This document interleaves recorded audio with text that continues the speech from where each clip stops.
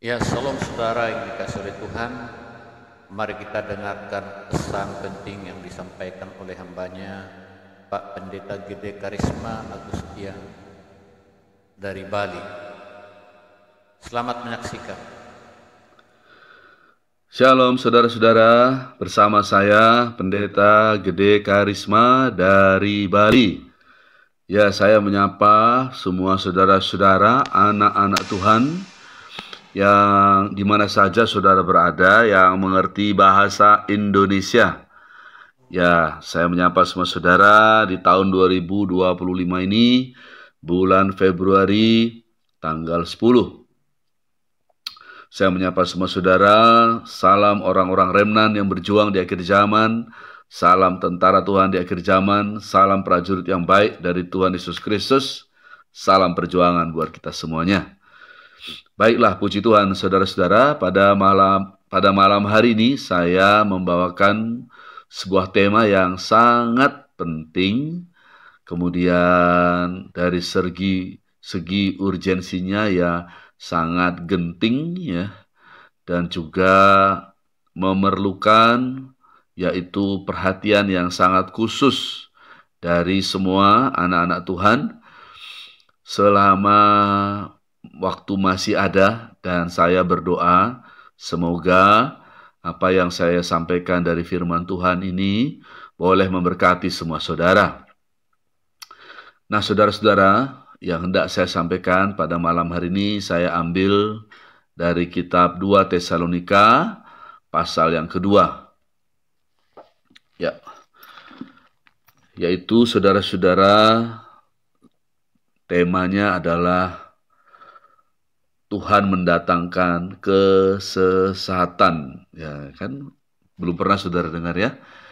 Biasanya yang kita dengar itu adalah setan atau iblis yang mendatangkan kesesatan, penyesatan. Tetapi malam hari ini kita akan lihat dari firman Tuhan, Tuhan mendatangkan kesesatan ya. Saya bacakan ya, 2 Tesalonika 2, mulai ayat yang ke-9. Kedatangan si pendurhaka itu adalah pekerjaan iblis ya. Jadi kita tahu banyak pekerjaan iblis kan, termasuk juga nanti waktu kedatangan si pendurhaka itu dengan terus terang menyatakan dirinya nanti. Dan sebelumnya tentu saja dia datang dengan tipu muslihat, banyak tipu muslihatnya. Jadi itu semua pekerjaan iblis ya.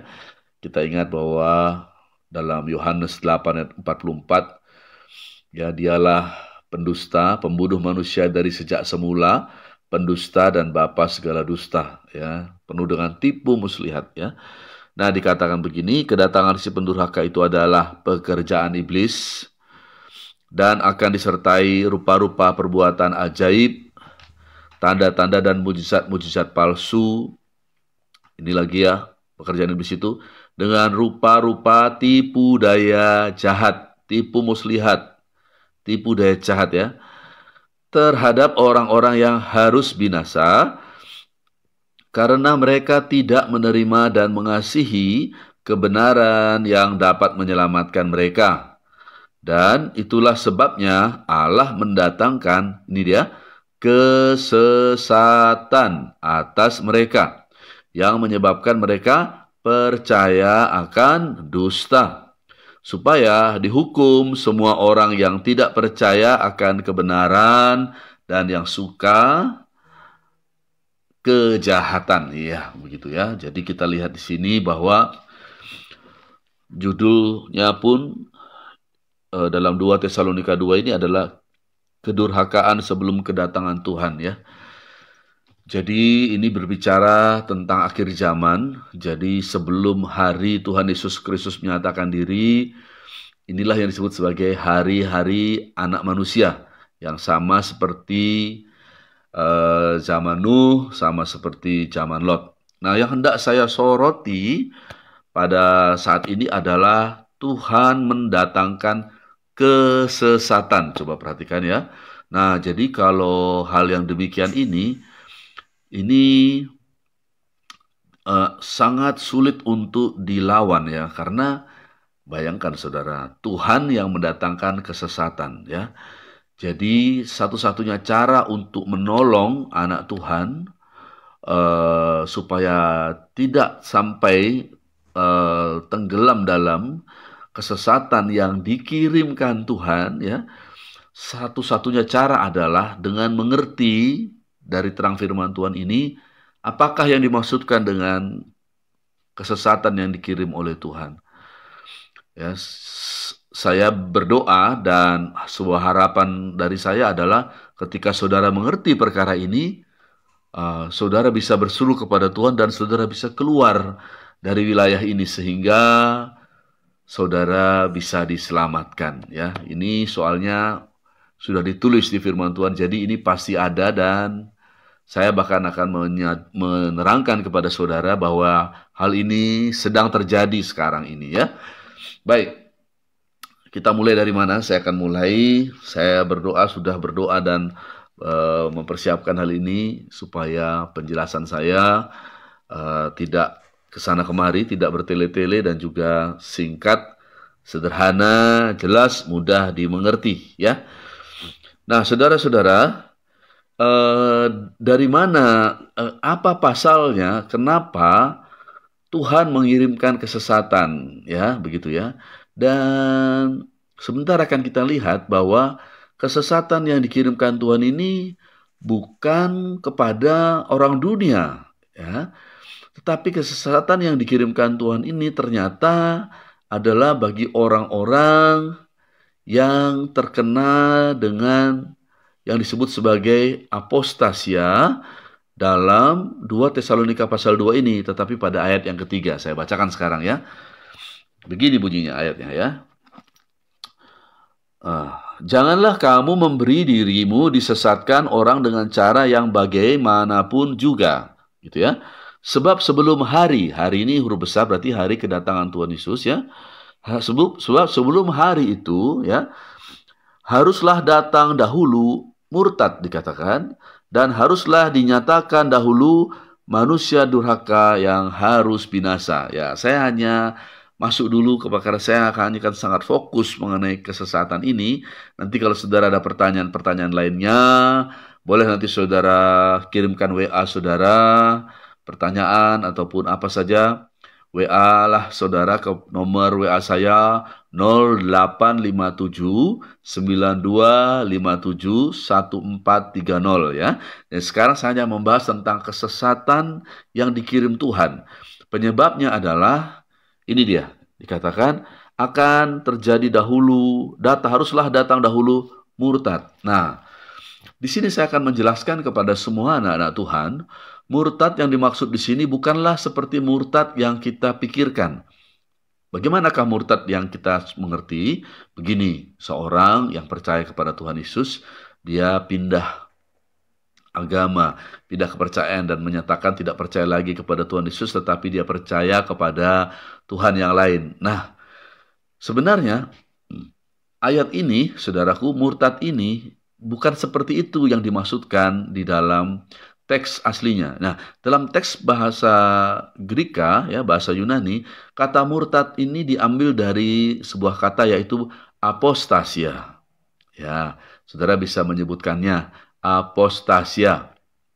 Nah, memang dalam bahasa Inggris disebut apostasi, yaitu juga murtad, mirip-mirip begitu, ya. Tetapi apostasia sendiri sebenarnya artinya adalah melepaskan, ya, atau meninggalkan, begitu, ya. Nah, saudara-saudara,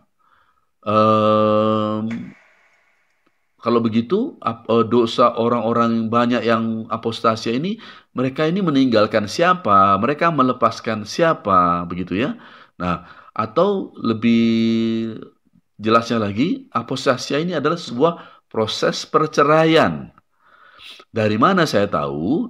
Nah, ada sebuah kata Yunani dalam sebuah kata benda namanya apostasion. Ya, ini apostasia. Nah, apostasion itu artinya begini, Bapak Ibu, surat cerai, gitu, ya. Dicari keliling dunia, arti daripada apostasion adalah surat cerai. Berarti apostasia adalah sebuah proses perceraian, ya. Siapa menceraikan siapa? Siapa meninggalkan siapa? Siapa melepaskan siapa?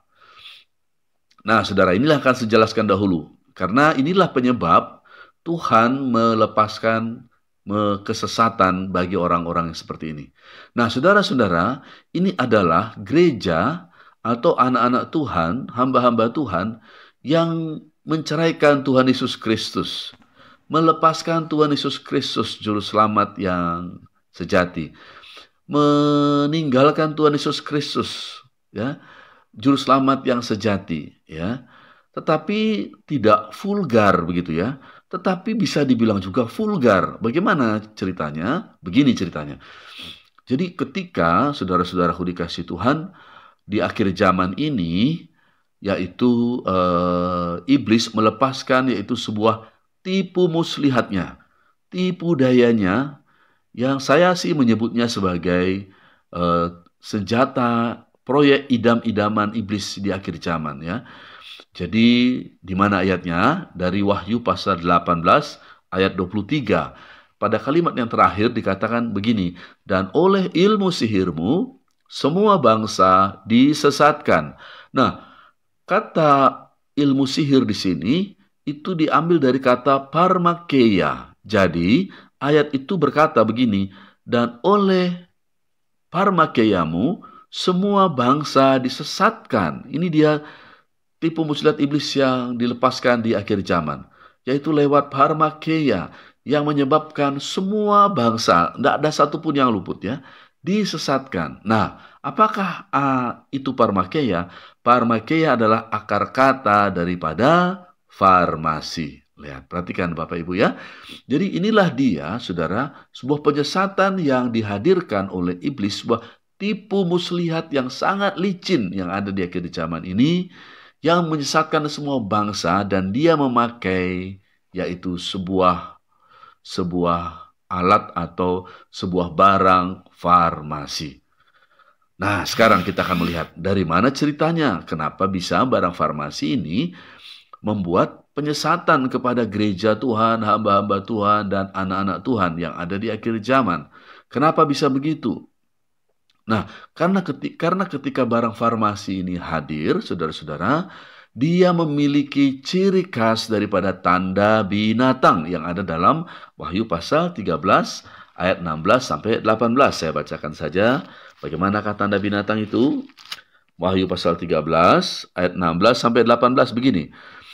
Dan ia menyebabkan sehingga kepada semua orang, kecil atau besar, kaya atau miskin, merdeka atau hamba, diberi tanda pada tangan kanannya atau pada dahinya, dan tidak ada seorang pun yang dapat membeli atau menjual selain daripada mereka yang memakai tanda itu, yaitu nama binatang itu atau bilangan namanya. Yang penting di sini ialah hikmat. Barang siapa yang bijaksana, baiklah ia menghitung bilangan binatang itu, karena bilangan itu adalah bilangan seorang manusia dan bilangannya ialah 666.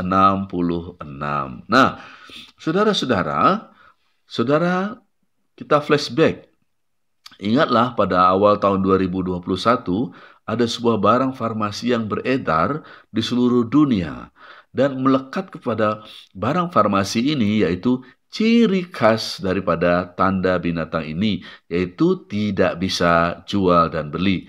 Akses banyak tertutup, tidak bisa transaksi. Contohnya, tidak bisa pergi ke mall, begitu dulu ya.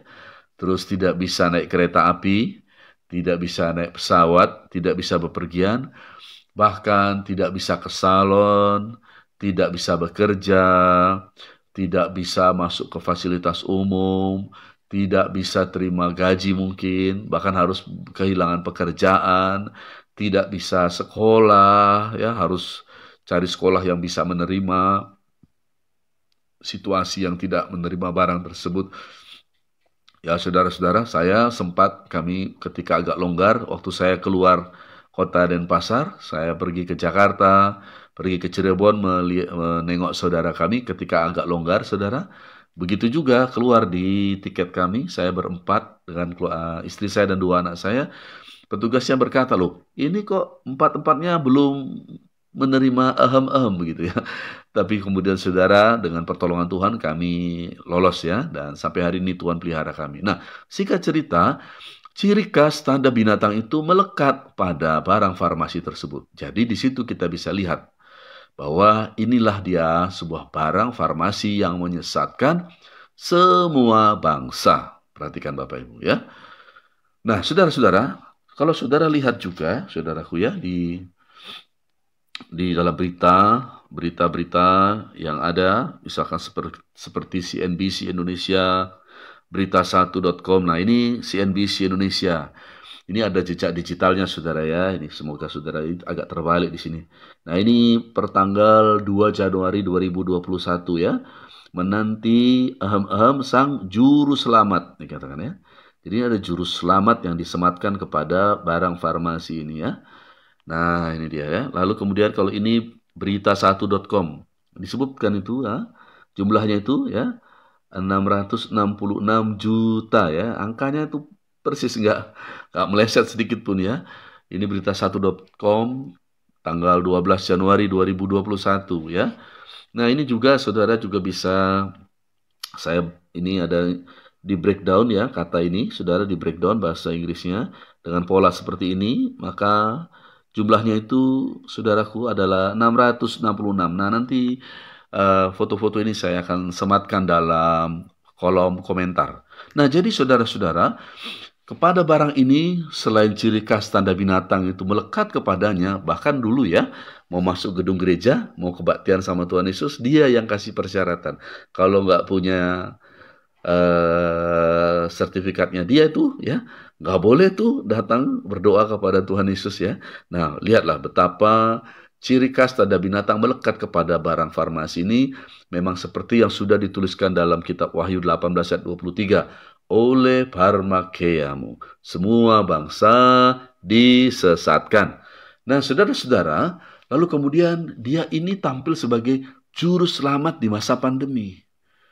Ya, menantikan juru selamat. Kalau di luar negeri saya baca beritanya disebut sebagai savior. Nah, di Indonesia juru selamat. Tahukah saudara apa kata firman Tuhan dari Yesaya 43 ayat 11 dan 12?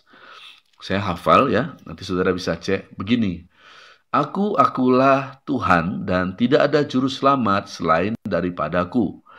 Akulah yang memberitahukannya, yang menyelamatkan dan yang mengabarkannya kepadamu, bukan ilah asing yang ada di antaramu. Kamulah saksi-saksiku dan akulah Allah. Lihat saudara ya. Jadi Tuhan sendiri sudah menyatakan bahwa tidak ada juru selamat selain daripada Tuhan. Ya, kita tahu siapa dia. Dialah Tuhan Yesus Kristus, juru selamat yang menderita bagi kita, yang mengasihi kita, mati bagi kita, berkorban bagi kita supaya kita bisa diselamatkan, dan kita semua sudah dibeli oleh darahnya yang kudus, yang tidak bercacat dan tidak bercelah, begitu dikatakan ya. Saudara, Tuhan Yesus sendiri berkata, akulah gembala yang baik memberikan nyawanya bagi domba-dombanya. Nah, lalu Tuhan berkata, kamulah saksi-saksiku. Namun saudara, pada waktu barang farmakeia yang menyesatkan ini beredar, saudara, tidak ada yang naik saksi. Semuanya mulutnya terkunci ya. Saya sebut ini hamba-hamba Tuhan ya, karena ini memang pengaduan yang sangat berbahaya ini kepada hamba-hamba Tuhan ya. Mulutnya semua terkunci semuanya. Tidak ada yang berani berkata bahwa tidak boleh itu ya. Tapi saya bersyukur ya atas kemurahan Tuhan. Bahkan sejak sebelum 2021, saya sudah berkhotbah di radio di Pulau Bali ini juga, bahkan saya sudah peringatkan hati-hati dengan apa yang akan datang ini ya. Jadi saudara-saudara, dan sampai hari ini seruan saya tetap sama, dan ini baru pertama kali di tahun 2025 saya menyapa semua saudara lagi dengan sebuah penjelasan, dan saya akan menjelaskan tentang kesesatan yang dikirimkan Tuhan yang sangat-sangat berbahaya ya. Nah, saudara, jadi saudara waktu itu semua mulutnya terkunci, padahal tidak boleh ada juru selamat lain, hanya Tuhan Yesus satu-satunya. Nah, Nah, inilah sebabnya juga maka barang ini menyesatkan, ya, barang parmakeia ini dia menyesatkan, ya. Nah, selanjutnya saudara-saudaraku dikasih Tuhan. Setelah barang ini menyesatkan sudah melekat, ya, melekat barang ini di barang ini melekat yaitu ciri tanda binatang dan juru selamat yang palsu, ya, juru selamat padahal tidak boleh ada juru selamat lain. Lalu apa yang terjadi dengan perjalanan barang ini? Ternyata bukan hanya bangsa-bangsa yang disesatkan, terkena juga kepada bangsa yang kudus. Kita kan sama-sama tahu siapa bangsa yang kudus. 1 Petrus 2:9. Tapi kamulah umat pilihan Allah, kan begitu ya. Imamat yang rajani, kan begitu. Kita baca saja, boleh. 1 Petrus, ya. 1 Petrus 2 ayat 9. Tapi kamulah bangsa yang terpilih, imamat yang rajani, bangsa yang kudus, umat kepunyaan Allah sendiri, dan seterusnya. Nah, saya menemukan bahwa ini juga terkena kepada bangsa yang kudus.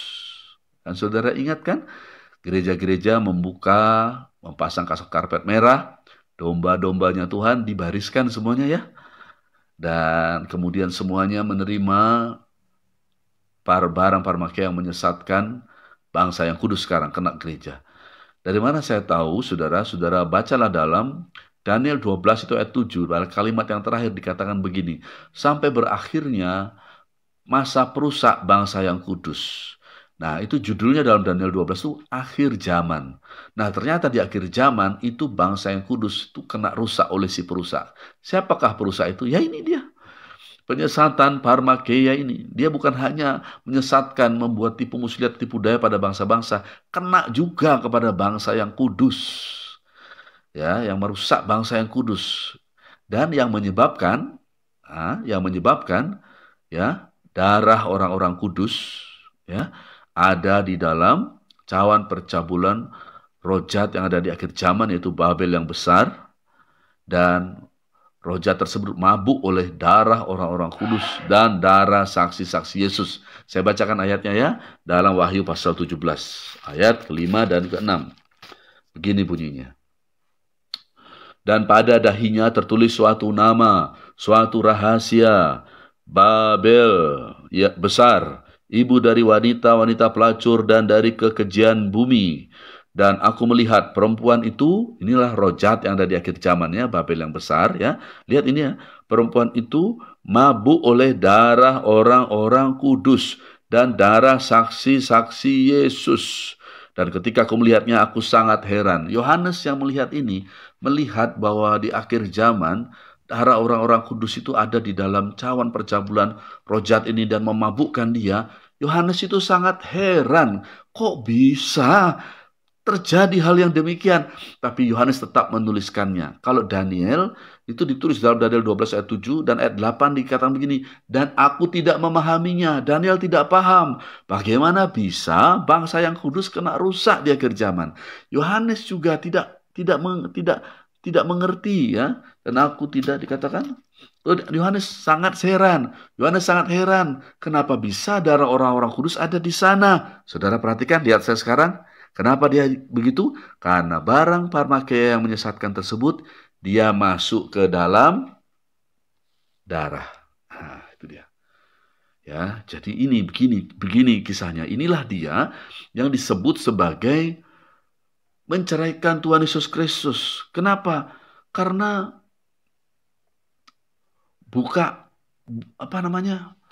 karena menyerahkan diri kepada juru selamat di masa pandemi, padahal tidak boleh. Padahal Tuhan Yesus sudah menderita, mencurahkan darahnya buat kita. Perhatikan. Lalu kemudian balasan kita ketika terjadi hal ini, barang yang menyesatkan ini, saudara, semuanya begitu mengerikannya, ya, terkena kepada semua, bukan hanya bangsa-bangsa, bangsa yang kudus gereja, dan juga orang-orang kudus dan saksi-saksi Yesus.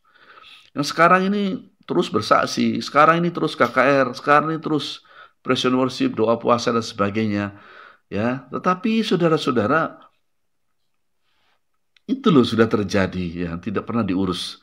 Nah, dan ini saya akan lanjutkan sekarang ini bahwa inilah yang sangat berbahaya karena dia ini dikatakan menyebabkan Tuhan itu mendatangkan kesesatan kepada mereka. Kenapa? Kita kembali kepada 2 Tesalonika 2 ayat yang ke-7 ya.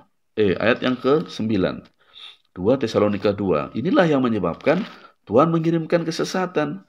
Kenapa begitu? Karena begini dikatakan. Dengan rupa-rupa tipu daya jahat terhadap orang-orang yang harus binasa karena mereka tidak menerima dan mengasihi kebenaran yang dapat menyelamatkan mereka. Inilah dia orang-orang yang tidak menerima kebenaran dan mengasihi kebenaran yang dapat menyelamatkan mereka. Siapa kebenaran? Tuhan Yesus Kristus. Mungkin saudara akan bertanya, bagaimana mungkin Pak? Bukankah orang-orang ini sampai hari ini gereja terus bergerak? Saya akan jelaskan sekarang dengan sangat sederhana dan sangat jelas. Inilah penyebabnya. Ya, orang-orang inilah yang tidak menerima kebenaran dan mengasihi kebenaran. Saya akan berikan contohnya. Kalau nggak dikasih contoh, ini nggak kelihatan. Harus dikasih ilustrasinya. Ya, begini ilustrasinya. Saudara-saudara semuanya, bersama dengan Pak Pendeta, hamba Tuhan yang saudara kenal ya. Kita sama-sama suka, misalkan kita suka soto Lamongan, Jawa Timur ya. Soto Lamongan ya. Nah, waktu kita sudah siap mau makan, saya mau permisi kepada semua saudara. Saya mau menaruhkan kepada Bapak Pendeta saudara, saya mau menaruhkan 20 sendok sambal ke dalam mangkok Pak Pendeta saudara.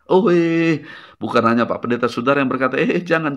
Saudara semua pun mau melindungi Pak Pendeta saudara. Nanti bahaya Pak Pendeta, aku bisa terbirit-birit mencari pintu yang sempit yang ada di belakang dan mau segera duduk bertahta di atas singgasana yang tidak ada rakyatnya atau yang di belakang itu. Kenapa? Karena menahan kekuatan musuh ya, pintu gerbang harus dijaga ketat, kalau enggak bahaya kalau sampai jebol, kan gitu. Dan itu sangat bahaya, bisa membuat luka pada saluran pencernaan ya. Saya juga nggak mau kalau saudara kasih 20 sendok sambal, nggak mau ya. Jadi kita pasang standar yang sangat tinggi untuk perut kita, saudara ya. Nah, tapi kemudian waktu datang barang farmakeia ini yang menyesatkan, saudara-saudara sudah dengan jelas ciri khas tanda binatang sudah lengket sama dia. Sudah kita dengar berita-beritanya dia itu juru selamat di masa pandemi. Standarnya bukan hanya turun, standarnya tidak ada. Padahal Tuhan Yesus sudah berkorban mati, berkorban ya, curahkan darahnya buat kita. Standarnya tidak ada. Domba-dombanya Tuhan semua dibariskan, menerima yang saya sebut sebagai tanda binatang masuk ke dalam darah mereka semua. Sehingga sekarang ini darah orang-orang kudus ini ada di dalam cawan percabulan daripada roja di akhir zaman dan memabukkan roja tersebut. Sementara orang-orang kudus dan saksi-saksi Yesus ini terus datang kebaktian dan juga terus bersaksi dan juga terus kobarkan berita Injil. Begitu saudara ya. Saya bahkan memberikan sebuah perbandingan yang sangat mencolok. Saya mau berkata bahwa kebetulan di tempat kami ya, di persekutuan kami punya yaitu ibu-ibu ini happy cooking ya. Nah, kalau happy cooking ini saudara ya, hebat-hebat semuanya, masakannya enak-enak ya. Jadi waktu ibu-ibu ini memasak, anak-anaknya yang bantu. Saya juga kalau kebetulan giliran kami sebagai gembala yang masak, saya juga bantu, sudah potong-potong dan sebagainya. Tapi ketika tercium gas bocor, semua aktivitas berhenti. Stop semuanya, cari sumber masalah gasnya, lepaskan gasnya, amankan seluruh situasi karena bisa berbahaya. Nah, itu ibu-ibu happy cooking ini keren-keren saudara-saudara ya.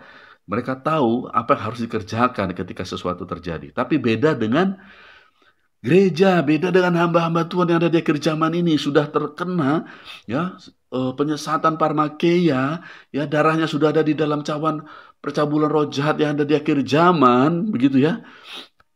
Apalagi saudara, sudah jatuh dalam kejatuhan yang besar, yaitu dosa apostasi ya, yang menceraikan Tuhan Yesus Kristus, tapi tidak sadar, yang bukannya membereskan urusan ini, mereka malah begini berkata, tambahkan gasnya, ya kobarkan api penginjilan. Oh my God, kami loh kalau masak sudah tercium bau gas, kita nggak berkata gini, tambahkan gasnya mami, gitu. Enggak.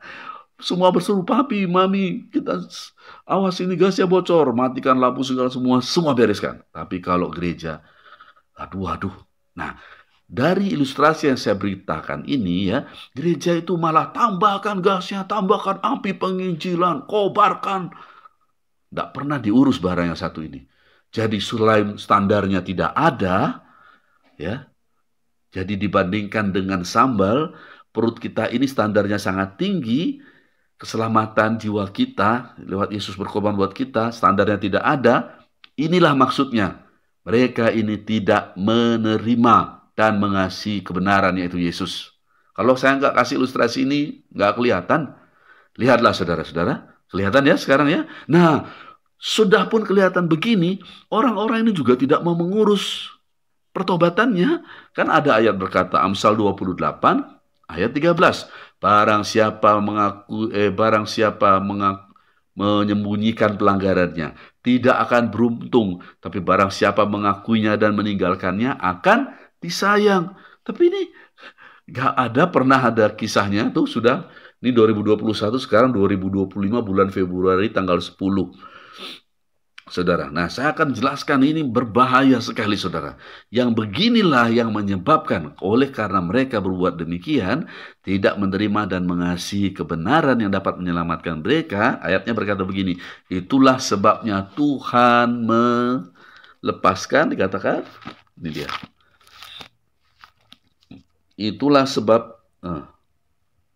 Dan itulah sebabnya Allah mendatangkan kesesatan atas mereka, yang menyebabkan mereka percaya akan dusta, supaya dihukum semua orang yang tidak percaya akan kebenaran dan yang suka akan kejahatan. Nah, itulah sebabnya Tuhan melepaskan kesesatan. Inilah dia kesesatan yang dari Tuhan. Dalam bahasa Inggrisnya, King James disebut sebagai strong delusion.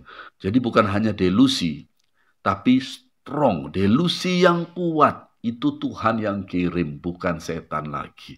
Dan ini kalau kena sama ini saudara-saudara, delusi itu begini, delusi itu dia percaya bahwa yang dia pikir itu yang benar. Itu delusi ya. Jadi walaupun dia diperhadapkan dengan fakta-fakta, ya dia itu resistan, ya, tidak mempan. Jadi dia lebih waktu fakta-fakta sudah melawan dia, ya, fakta-fakta kebenaran, dia saudara tetap percaya bahwa yang dia pikir yang benar. Makanya dikatakan menyebabkan mereka percaya akan dusta. Sudah nyata itu tanda binatang, sudah nyata 666 dosisnya. Dihitung juga 666 di breakdown itu dengan dikalikan dengan angka 6. Sudah nyata dia ciri tanda binatang itu. Tapi tetap dia berkata, dia percaya sama dusta. Apakah dusta setan itu? Ini nggak apa-apa kok, ini bukan tanda binatang kok, ini tidak apa-apa. Inilah dia yang mengerikan yang terjadi di akhir zaman. Jadi bukan hanya delusi Bapak Ibu, tetapi strong, delusi yang kuat. Inilah dia kesesatan yang dikirim oleh Tuhan. Nah saudara-saudara, ini kalau terkena sama ini saudara-saudara, dan ini sekarang sedang terjadi di mana-mana. Nah, tugas saya hanya mau menyampaikan kepada saudara bahwa ini ada. Jadi kalau saudara sudah menyadari bahwa hal ini ada, cek keadaan saudara. Ya, maksud saya begini, saudara-saudara, bahwa saudara caranya satu-satunya untuk keluar dari situasi ini, karena ini sedang melanda seluruh dunia, di dunia ini sekarang. Nah, caranya saudara, dengan saudara mengerti bahwa ini eksis, ini ada hal yang dijelaskan oleh Pak Pendeta Gede Karisma ini, sehingga saudara menyadari dan saudara berlari pada Tuhan. Tuhan, ampuni saya, selama ini saya nggak tahu, nggak ada pendeta yang mau korbankannya. Sekarang saya dengar dari Facebook. Nah, semoga ini bisa menolong saudara. Nah, saya mau kasih tahu lagi ya. Sebentar saudara, saya cek dulu catatan saya sedikit ya. Nah, lihatlah apa yang terjadi ini ya. Saudara ingat Tuhan Yesus berdoa di dalam Yohanes 17, dia berdoa kan? Kalau nggak salah ayat yang 21 tuh. Dia berdoa, 21 atau 22. Ya Bapa, aku berdoa supaya mereka menjadi satu. Sama seperti Engkau dan aku menjadi satu. Supaya dunia melihat. Begitu lihat. Itu doa Tuhan Yesus. Supaya gereja menjadi satu. Tahukah saudara di akhir zaman, gereja menjawab doa Tuhan Yesus. Benaran gereja menjadi satu. Tapi tahu nggak saudara? Mereka gereja menjadi satu untuk apa? Untuk bersatu menerima tanda binatang. Saudara, betapa mengerikannya hal ini. Ih, ngerikan. Ya, saudara tidak bisa lihat, tidak ada yang mengkhotbahkannya kepada saudara. Sekarang saya mengkhotbahkannya, memberitakannya kepada saudara. Cobalah lihat ini, ya. Dan orang-orang ini tidak ada yang merasa bersalah, ya. Dan kalau dan ini saya beritahu, inilah dia kesesatan yang sedang dikirimkan Tuhan. Lihatlah bagaimana Tuhan tidak mengirimkan kesesatan. Tuhan Yesus berdoa supaya gereja menjadi satu, justru mereka menjawab doa Tuhan Yesus dengan bersatu, berkhianat, bersatu untuk menerima juru selamat di masa pandemi, bersatu ya untuk memasang standar yang tinggi untuk perut mereka, tetapi tidak ada standarnya untuk tanda binatang, ciri khas tanda binatang ini masuk ke dalam darah mereka. Walaupun sekarang sudah dinyatakan oleh firman Tuhan, darah orang-orang kudus di akhir zaman dan saksi-saksi Yesus ada di cawan percabulan daripada roh jahat ini. Ya, nama-nama mereka ada di Alkitab. Ada yang namanya Gideon. Di Alkitab kan ada nama Gideon kan? Ada yang namanya Gideon. Ada yang namanya siapa lagi? Stefanus. Ada yang namanya Elisa. Ada yang namanya Nehemia. Ada yang namanya Titus. Ada yang namanya Timotius. Sebutkan lagi yang lain-lainnya yang ada di Alkitab. Saudara, ini hal yang sangat mengerikan. Inilah dia kesesatan yang dari Tuhan. Bagaimana mau dilawan? Coba. Tuhan yang kirim. Bagaimana mau dilawan? Makanya tugas saya adalah menerangkan ini sejelas mungkin sama saudara. Supaya saudara tahu bahwa sekarang ini sedang terjadi kesesatan yang dari Tuhan. Supaya bagaimana saudara bisa menolong diri saudara dan keluarga kecil saudara.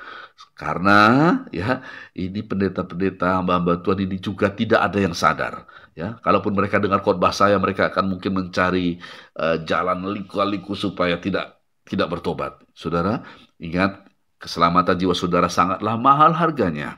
Tuhan Yesus mati buat kita semuanya.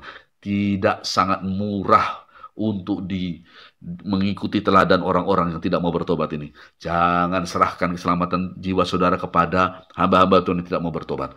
Tugas saya hanya menerangkan situasi ini. Supaya saudara tahu, pendeta saudara tidak akan mengkhotbahkan. Ya, orang semuanya kena strong delusi. Semuanya kena kesesatan yang dikirimkan Tuhan. Nah, saudara, perhatikan sekarang ya. Nah, saudara, haleluya, haleluya. Nah, saudara, saya mau beritahu, firman Tuhan kan berkata, tidak ada yang baru di bawah matahari. Jadi peristiwa ini sebenarnya sudah pernah terjadi dulu. Saya akan ceritakan sama saudara ya. Itu adalah kisah bagaimana Raja Ahab. Dia adalah Raja Israel. Perhatikan ya, Raja Ahab itu dia Raja Israel ya. Jadi Israel kan terbagi dua sejak Salomo itu dia jatuh dalam dosa penyembahan berhala. Akhirnya anaknya Rehabeam hanya pegang ya dua kerajaan ya, dua suku ya, yaitu Yehuda dan Benyamin ya. Tapi kemudian ada 10 suku lagi ada pada Yerobeam. Nah, di Yerobeam ini sudah salah. Yerobeam ini dia membuat kebaktian sendiri. Dia membuat 2 patung lembu jantan emas ya, ditaruh di Betel dan ditaruh di Dan. Lalu dia buat kebaktian sendiri, dia angkat imam sendiri, dia buat sendiri. Itu pun sudah kekejian bagi Tuhan. Kekejian bagi Tuhan dan membuat orang Israel jatuh dalam dosa. Lalu kemudian sampailah waktu Ahab memerintah sebagai raja. Tahukah saudara, waktu Ahab memerintah sebagai raja, dia membangun mezbah untuk kuil ya daripada Baal dan menyembah Baal di sana. Lalu kemudian dia juga membuat patung Asyera. Saudara, dia karena Isabel istrinya ini ya, istrinya ini membawa si Ahab ini juga sudah dia tidak sungguh-sungguh di dalam Tuhan, malah dia buat lagi ya mezbah untuk Baal, menyembah kepada Baal dan juga kepada Asyera. Padahal di waktu bersamaan dia punya 400 nabi Tuhan. Bayangkan saudara, itu loh yang terjadi ya. Sehingga suatu hari Tuhan mengirimkan roh dusta kepada 400 nabi-nabinya itu. Jadi menurut dia nggak apa-apa ada mezbah Baal, nggak apa-apa ada patung Asyera, nggak apa-apa juga tentang dosa-dosa daripada Yerobeam juga dia tidak bertobat sungguh-sungguh sebagai Raja Israel, malah ditambahinya dengan menyembah Baal dan Asyera, tapi dengan waktu bersamaan meminta petunjuk Tuhan. Lalu Tuhan kirim roh dusta kepada semua nabi-nabinya. Saudara bisa baca kisahnya dalam 1 Raja-Raja pasal 22. Disitulah pertandingan.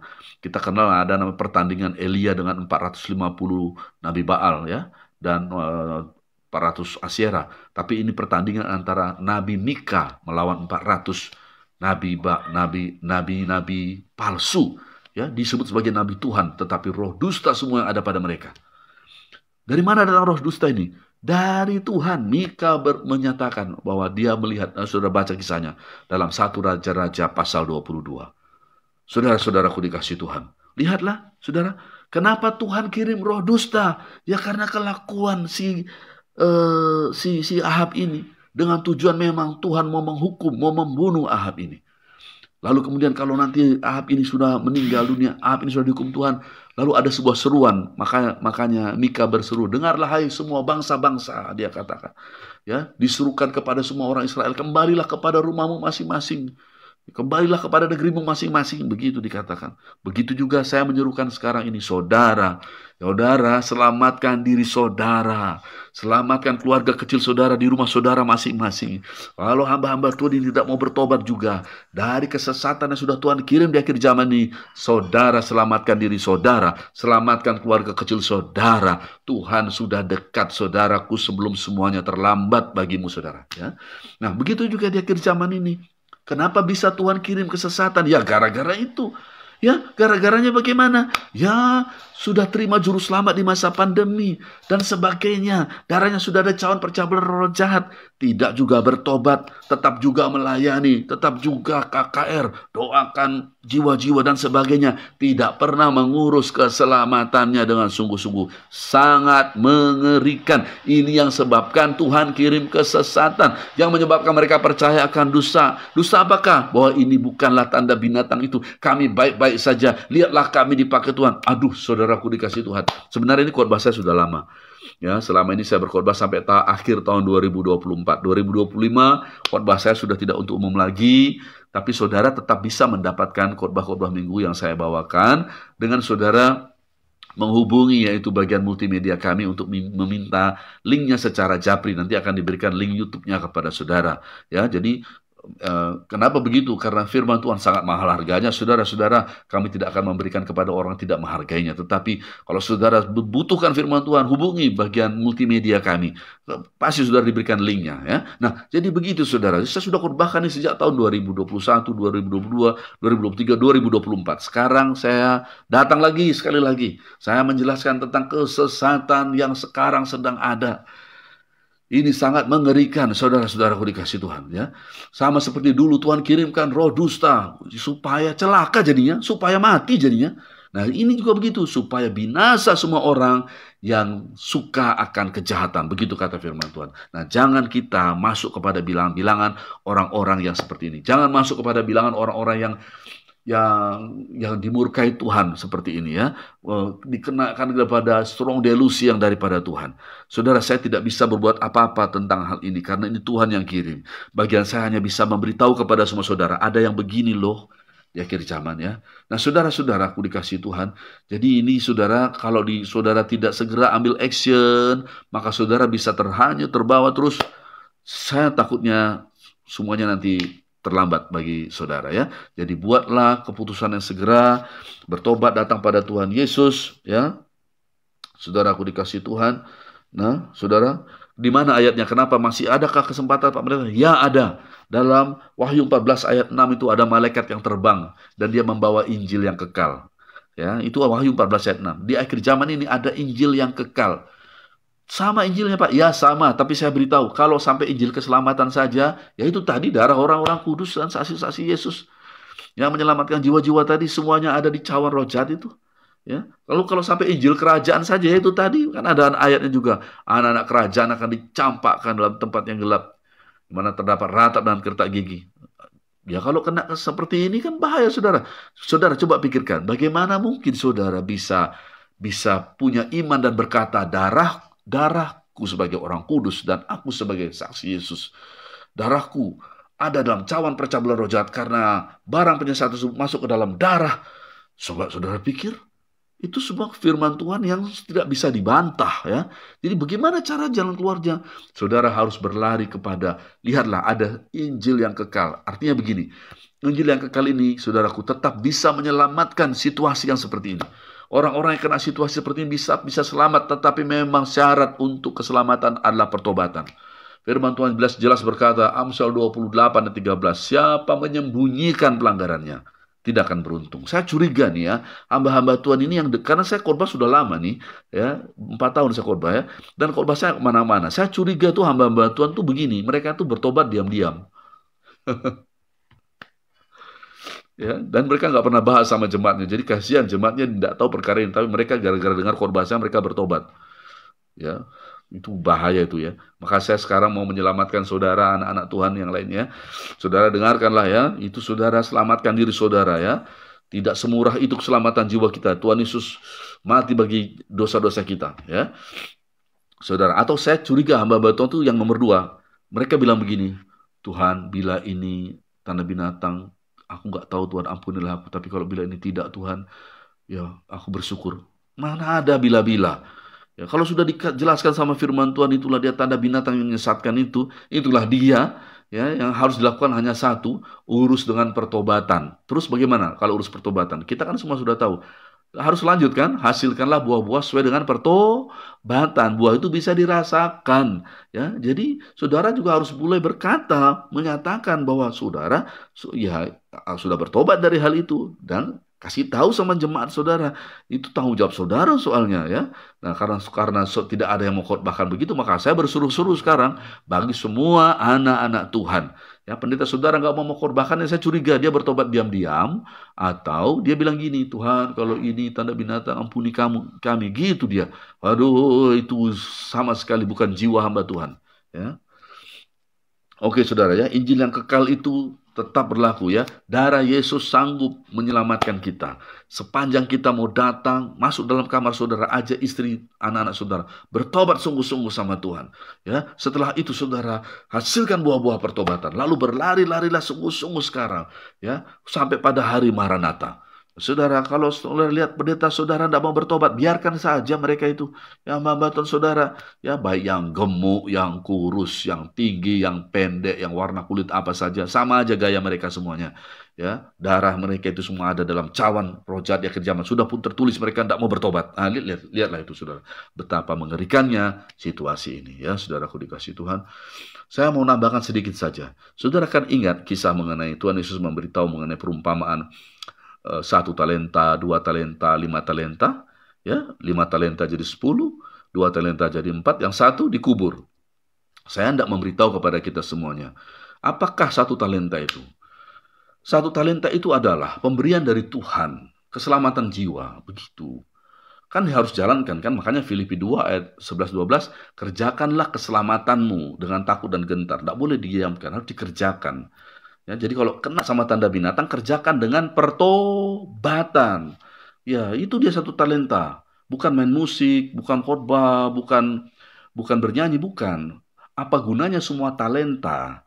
Ya, apa gunanya seisi dunia ini kita miliki kalau kita tidak selamat? Jadi 1 talenta itu adalah keselamatan jiwa. Kalau keselamatan jiwa kita terkena juru selamat di masa pandemi, maka kerjakanlah dengan pertobatan. Dasar hamba-hamba Tuhan di akhir zaman, mereka semua bertransformasi. Yang pakai jas, yang pakai batik semuanya ya. Yang bergaya semua-semua di akhir zaman ini. Padahal sudah begitu saya sudah jelaskan panjang lebar dari tadi. Saudara tahu mereka semua di akhir zaman bertransformasi. Yang penting saya nggak sebut nama ya. Nama yang saya sebut pun nama-nama di Alkitab. Mereka bertransformasi menjadi hamba yang jahat. Gimana hamba yang jahat? Saudara tahu kan hamba yang jahat dan malas itu? Talenta yang 1 itu diapain? Dikubur. Tahu nggak fungsinya kuburan saudara? Itu untuk melupakan. Lihat aja artis yang terkenal. Ya waktu dia hidup, waduh terkenal sekali ya. Nggak usah sebut nama saudaraku. Waktu sudah meninggal masih kedengaran ceritanya 1 minggu 2 minggu. Habis itu orang semua sudah sibuk, semua udah lupa. Ya, jadi gitu juga ini hamba-hamba yang jahat ini, hamba-hamba Tuhan ini menjadi hamba yang jahat. Mereka kubur. Masalah yang 1 tuh mereka kubur, yang lain mereka bahas. Tapi yang itu kuburkan saja. Supaya lupa, mereka semua di akhir zaman menjadi hamba yang jahat. Saudara, selamatkan diri saudara dari hamba yang jahat di akhir zaman ini. Datanglah pada Tuhan Yesus, larilah kepada Tuhan Yesus Kristus. Hanya Dia yang sanggup, darahnya sanggup untuk memulihkan saudara. Tetapi tetap dibutuhkan pengakuan dosa saudara. Dan juga pertobatan saudara. Sungguh-sungguh penyesalan, sungguh-sungguh. Dan hasilkanlah buah-buah pertobatan saudara. Oke, jadi Saudara, jangan saudara masuk kepada orang-orang dan gereja Tuhan yang menjawab doa Tuhan Yesus. Bayangkan Tuhan Yesus berdoa, Bapa berdoa supaya mereka menjadi satu sama seperti kau dan aku menjadi satu, supaya dunia melihat dan sebagainya dan seterusnya. Tuhan Yesus berdoa sungguh-sungguh. Di akhir zaman, gereja menjawab doa Tuhan Yesus, mereka menjadi satu untuk menerima tanda binatang. Betapa mengerikannya. Keluar saudara dari persatuan yang ini. Selamatkan diri saudara, jangan saudara menjadi orang-orang yang berkhianat sekeji ini kepada Tuhan Yesus Kristus, pengorbanan Tuhan Yesus. Bayangkan mereka tetap merayakan Paskah, pengorbanan Tuhan Yesus, tapi nggak pernah bertobat. Sama seperti Ahab, ya, mereka mencari, menanyakan Tuhan, tapi juga buat kuil, buat Baal, buat mesbah, buat Baal, sembah Baal, patung Asyera, tapi mencari petunjuk Tuhan. Mirip persis Tuhan kirim roh dusta kepada mulut semua nabi-nabinya. Bayangkan saudara, di akhir zaman ini Tuhan kirim kesesatan, strong delusi, dan ini sekarang sedang terjadi, happening. Saudara-saudara, ya jadi hanya demikian yang bisa saya sampaikan kepada saudara. Saudara akan jarang melihat saya online lagi. Kalau saudara butuhkan khotbah-khotbah ataupun kebaktian minggu kami, hubungi bagian multimedia kami. Saya juga sertakan nomor WA-nya kepada saudara. Saudara mesti rendah hati untuk meminta firman Tuhan, sebab firman Tuhan sangat mahal, tetapi gratis buat semua saudara, karena memang sangat mahal, tidak bisa dibayar, tapi membutuhkan kerendahan hati yang sungguh-sungguh untuk bisa menerima kebenaran firman Tuhan. Dan saya rasa inilah yang bisa saya sampaikan. Maka saya berseru kepada semua saudara yang sudah berjuang selama ini, yang tidak terima tanda binatang, ataupun yang sudah terima tapi sudah bertobat, sudah lama bertobat dan sedang berjuang. Saya terus berseru pada semua saudara, tetap semangat saudara, teruslah berjaga-jaga senantiasa sambil berdoa. Dan saudara, terus kita berjuang. Saya percaya Tuhan menyertai kita sampai pada hari Maranatha. Bagi semua saudara yang sedang di dalam kesesatan yang dikirim Tuhan ini, saudara tidak ada jalan keluar lain. Kiranya video ini mencerahkan saudara, dan saudara bisa mengetahui situasi yang sedang terjadi, dan keluarlah dari sana, keluarlah dari kesesatan yang dikirim Tuhan ini, dengan satu-satunya cara, bertobat, pengakuan dosa, bertobat sungguh-sungguh, bawalah keluarga saudara kepada Tuhan Yesus Kristus. Izinkan Tuhan Yesus menolong saudara. Tuhan Yesus sanggup menolong kita semuanya. Tak ada yang mustahil bagi Tuhan Yesus. Dia sanggup mengubahkan kutuk menjadi berkat. Hanya Tuhan Yesus yang bisa tolong persoalan ini. Haleluya saudaraku. Ya, saya rasa itu saja yang bisa saya sampaikan. Tidak ada lagi ya. Mari kita berdoa. Terima kasih. Haleluya, haleluya. Mari kita berikan tepuk tangan yang meriah bagi Allah kita. Terima kasih buat hambanya Pak Gede Karisma dari Pulau Bali. Kiranya pesan ini sampai kepada telinga para, khususnya hamba-hamba Tuhan, orang-orang percaya, supaya disadarkan bahwa mereka sedang menerima kesesatan, dan kiranya mereka lepas daripada itu. Haleluya Tuhan Yesus.